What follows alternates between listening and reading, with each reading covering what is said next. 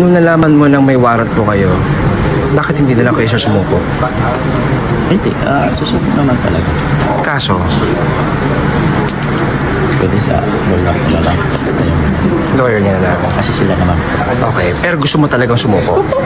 Ganito ngayon ang kinahinatnan ng isang DPWH engineer sa Mimaropa, huli sa mismong operasyon ng mga autoridad matapos magtangka umanong tumakas. Sa video, makikita si Dennis Abagon, dating engineer ng DPWH Mimaropa, habang inaaresto ng mga operatiba na naghain ng kanyang warrant of arrest mula sa Sandigan Bayan kaugnay ng reklamong malversation of public funds.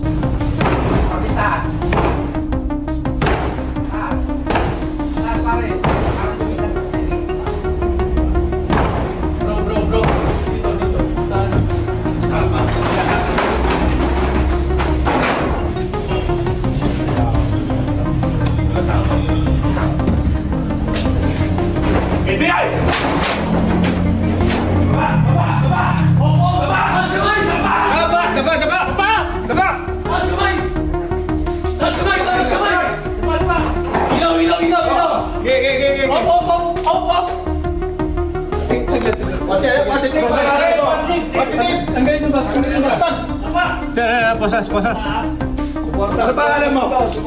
Ano pangalan mo? Bago, positive. Tayo. I-clear yung task. Sige. Nagsalabas ha! Nagsalabas! Positive. Positive ha? Batch. Ganyan task. NBI! May kasama ka sa task? Sa footage, halatang nagulat at medyo aligaga pa si Abagon habang dinadampot ng mga ahente. Naaresto si Abagon ng NBI sa loob ng isang bahay sa Quezon City matapos ang 2 araw na surveillance.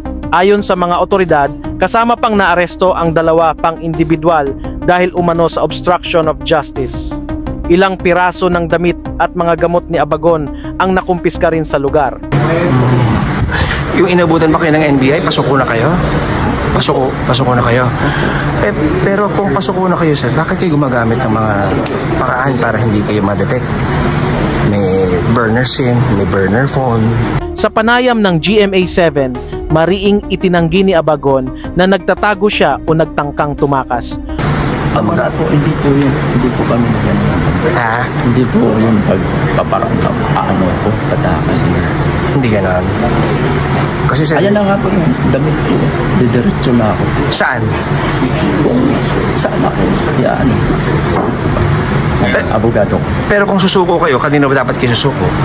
Ang attorney ko po ang sa akin. Attorney nyo? Siya na lang po ang bahala daw. Okay. Tungkol naman sa mga paratang na pagnanakaw, sagot niya, ginawa lang daw niya ang kanyang trabaho at wala raw siyang ninakaw sa loob ng 33 taon niya sa departamento. Officer in charge din daw siya sa iba't ibang division ng DPWH Mimaropa. Anong pakiramdam niyo, sir? Ito, nandidiin po kayo dito sa flood control. Wala naman. Kasi wala naman akong ginawang masama po. Ginawa ko lang naman po yung trabaho. Okay. Pero can you say, sir, kung kumita ka kayo dito sa mga flood control projects? Hindi kayo kumita? Wala. Sa totoo. Wala kayong nakikitang mali nyo ginawa? Wala po. Inosente po kayo? Okay. Pero yung mga nasa taas, sir, alam nyo may ginagawa sila? Hindi naman po kami nag-uusap niyan. Basta trabaho lang po ko sa office. Wala ko kayo napapansin, natutunogan na abutan ng pera, mali-maleta, na pera, wala kayo nakikita. Pero mataas na po yung rango nyo sa DPWH, sir. Ay, wala. Kahit itanong niyo po dun sa wala po talaga tayo. Willing kayong magpa-sign ng waiver sa bank accounts? Opo. Wala pong problema po. Wala naman po kung ano. Ilang years na po kayo sa DPWH? 33 na po. 33 years. Sige sir, salamat po na marami.